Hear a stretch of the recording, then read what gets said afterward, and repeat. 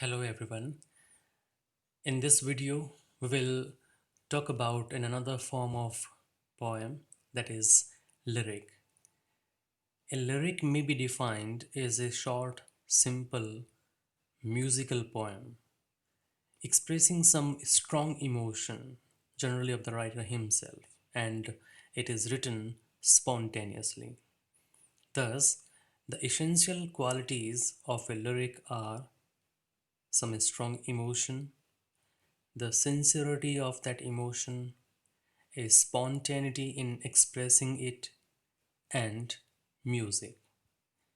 There is nothing forced or labored about the writing of a lyric, which should seem to have come directly and naturally from the writer's mind. Greek writers identified the lyric as a short musical composition meant to be sung to the accompaniment of a lyre. Now, the term is used for any short non narrative poem expressing a state of mind or a process of thought and feeling of the poet. So, lyrics are generally subjective poetry, and the writer uh, talks about his personal feelings. There are some essential features of a good lyric. First one is emotional intensity. According to one critic, the lyric proper is the product of a swift, momentary, and passionate impulse coming from without, for the most part, suddenly awaking the poet into a vivid life, seizing upon him and setting in him on fire.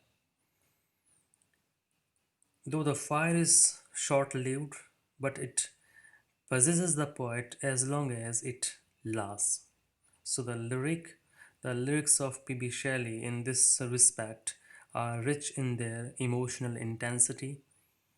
In his lyrics, we often find various emotions of the poet according to the situation. Shelley's emotions are the outcome of both from within and without. From within, he was compelled by his own nature, and from without, he was obliged by nature. The intensity of feeling in Ode to Skylark is noteworthy, where he compares the rapturous song and joy of the bird to the sadness of the human life. The second feature is spontaneity. A lyric is the outcome of spontaneous thoughts of a poet. They must seem to have written without the least effort. They come directly from the heart of the poet. The lyric poet sings in strains of unpremeditated art. He sings effortlessly as a bird sings. This provides a natural beauty to the song. Any conscious effort in this direction makes the lyric artificial, like the first raindrop, like the first ray of the sun, like the colors of a rainbow, like the smile of a child. It must be natural. As the emotion guides him, he must follow his inner urge. Third important feature of a lyric is its music. Music is also among the chief qualities of a lyric, as emotions are the guiding factor, and with the spontaneous effort of the poet, the poem becomes musical. The theme and words they sing together and provide a rhythm to language. It is because of this musical quality that sometimes even the cries of a poet are transformed into beauty. The most pessimistic lyrics become sweet with the music which accompanied them. Actually, music creates a distancing effect.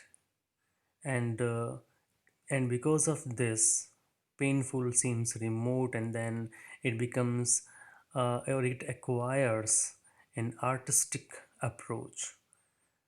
That is why we enjoy even the sad lyrics also. Then fourth important feature of a lyric is its brevity.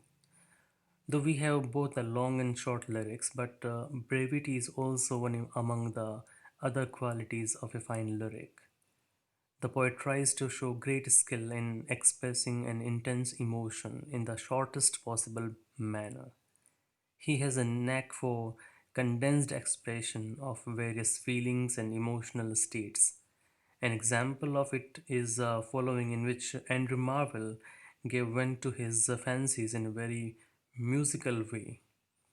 It is these lines are from his Thoughts in a Garden, where he says, "Casting the body's vest aside, my soul into the boughs does glide. There, like a bird, it sits and sings, then wets and combs its silvery wings."